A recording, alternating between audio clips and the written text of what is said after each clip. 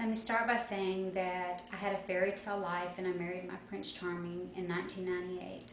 On April the 1st, 2002, we had a beautiful daughter that we named Lindsey Diane.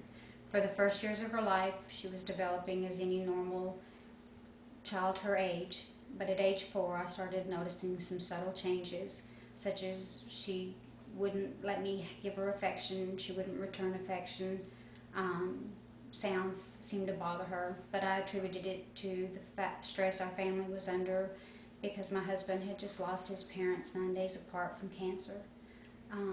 He was given a small inheritance that we decided to build a gym that we were both very passionate about. We thought it'd be a living legacy for his parents and for our children's future. The gym opened in May of 2007. Lindsey continued to show signs that were different from my other children, but it was also when the economy started to fail, and we were having to pour more and more capital into our gym until there was none left, and we lost our home to foreclosure in 2008. We were forced to lease the house, and Lindsey became more withdrawn and agitated, and I just again attributed it to the stress of having to leave the only home she'd ever known. I guess about a year went by, and her condition just continued to get worse, and it got to a place that Jerry and I could no longer ignore. So we started looking for doctors in Texas that we could take Lindsey to have her seen and to be diagnosed. I knew in my heart as a mom that Lindsey was suffering from autism. Call it mother's intuition, a gut feeling, but I knew that she had autism. The doctors, there weren't many in Texas, but the ones that we did find only wanted to medicate her and send her to a psychiatrist, and that's not what we wanted for our daughter. So just by chance, or maybe not chance, a lady from our gym overheard Jerry talking about Lindsey and came up to him and told him about a center in Tampa, Florida that specializes in treating autism. And so my husband contacted the center, and they stayed on the phone with him and answered every question over an hour, making sure he knew everything that they could do for us. They could test her there, do brain scans, everything in one place. And Jerry came home and we discussed it, and the cost was going to be $750. We didn't have much money as our gym continued to falter because of the economy.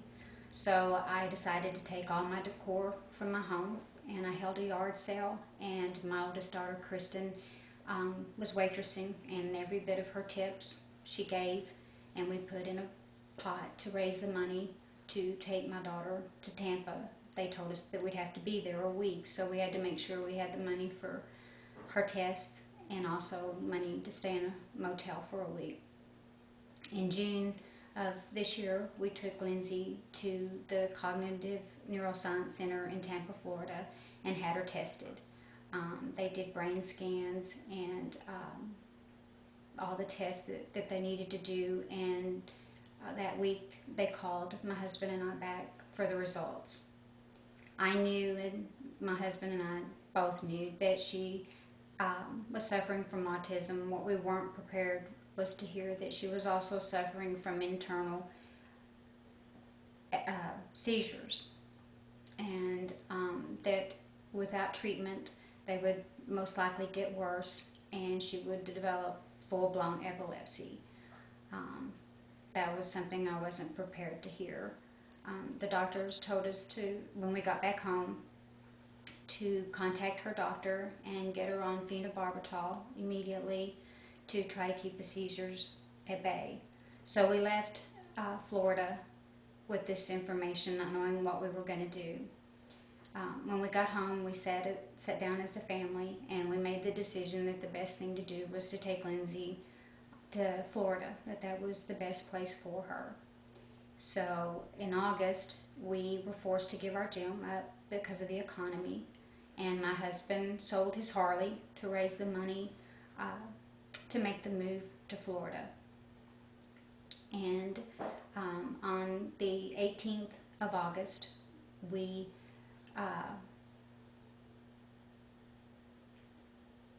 loaded our moving trucks and headed to Florida.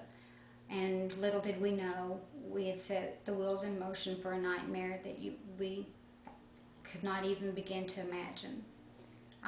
We had researched the internet and found a home in Clearwater, Florida, and they sent us pictures, and we did all the paperwork. They told us not to worry about the deposits or anything, that we'd take care of all that when we got there. So we drove 36 hours only to arrive at our home and find it in shambles. It was literally falling down around itself, and it was unlivable. And we were lost. We didn't know anyone here in Florida. We didn't know what to do. So we did the only thing we thought we could do, and we found a motel to stay and try to find another place to live. It would take 10 days for us to finally find another place to live. And because of that, what reserves we had set back to get Lindsey treatment, we were forced to use just to survive. When we did finally find a home, they asked for 3 months rent up front and deposits on all the utilities because we were from out of state. That took just about everything we had left, and we could no longer get treatment for our daughter. We've used up all the reserves that we had set back for Lindsey, and we can no longer get her treatment. We've applied for welfare, food stamps, financial assistance, contacted local newspapers, radio stations, news stations. The only thing we've been able to get so far is food stamps and some donations, from small donations from some wonderful people. So here I am today as a mom, and to all you moms out there, you know what a mom's love is for a child. So I'm here asking for your help so that I can help my beautiful daughter and my family get the help that they need. Hi, my name's Jerry, and I'm Lindsey's father. You just heard briefly from my wife the story of the last, basically, 6 months of our life. I'm here to discuss a little bit about the details financially and the impact that this has had on our family as a whole and on my daughter. To all you fathers out there that have little girls, you know what I'm talking about when I say that they're the light of our life, the twinkle in our eye. Mine's no different. She is my little angel, and it's my job and my responsibility to take care of her and to take care of my family. And that's what we're trying to do. In addition to the losses that my wife had discussed, we also suffered unexpected losses to the tune of over $6,000 when we moved to Florida in our relocation. We thought we had everything in line, all of our ducks in order. It didn't turn out to be that way. Things out of our control occurred. I immediately started to seek employment and am working as a personal trainer with a local fitness center. My daughter is trying to seek employment now, but as you know, in this economy, it's difficult. So we're doing the best that we can to get by. However, we need help. We've always given to others in the past, the United Way, the Salvation Army, any cause that we possibly can give to, because we do believe that innately human beings are good people, and we've seen both the good and the bad in them.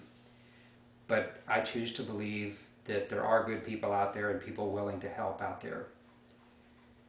My daughter's going to require extensive treatment so that she can live a full, normal life.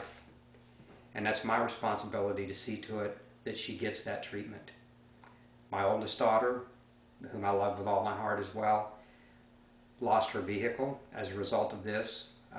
So we're down to one vehicle, which I realize a lot of families are down to now, but it's made it that much more difficult for her to go seek employment as I keep it tied up most of the time.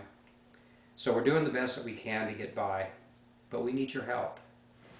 And to all of the fathers out there, I would like to appeal to you. Think of your daughter, and what would you answer her if she sat on your lap and asked you, "Daddy, why me? Why did this have to happen to me?" Please, we need your help. I need your help. Thank you.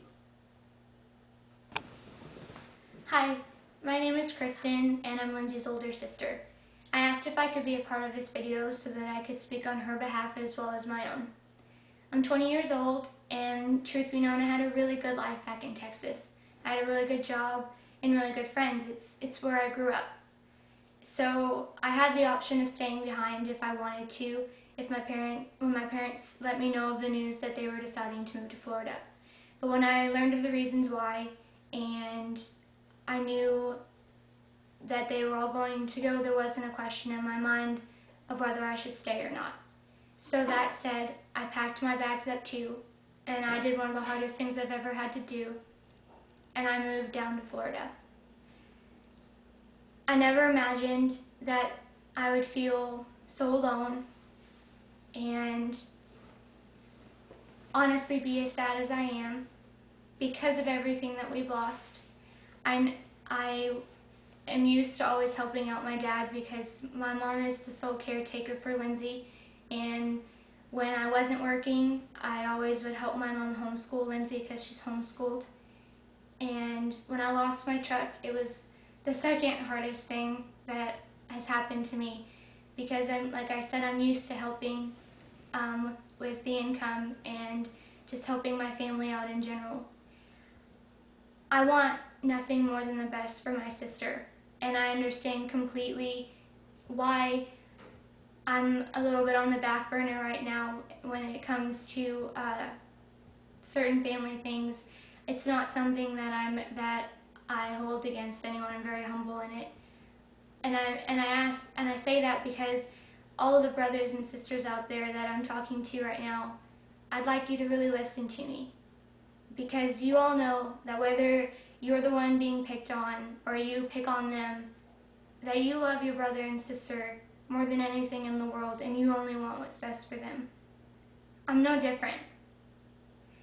My little sister is my little angel, and the fact that she's going to have to grow up with a harder life than most people really does kill me inside. So I'm asking you, to all the friends of mine that have helped me, I thank you from the deepest depths of my heart. And for those of you that haven't yet, I would really appreciate any help that you could give, because I just want my sister to have the life that she deserves.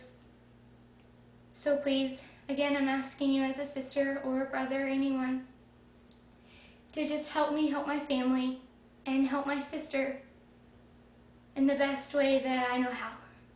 Thank you. Hi, I'm Lindsay. You've heard my story, and now I'm here to ask you to please help me raise the money for my treatment so that I can have a good, healthy life. Please go to my website at www.lindsayhope.com and click on the donate button. Any donation would help. Thank you. Bye.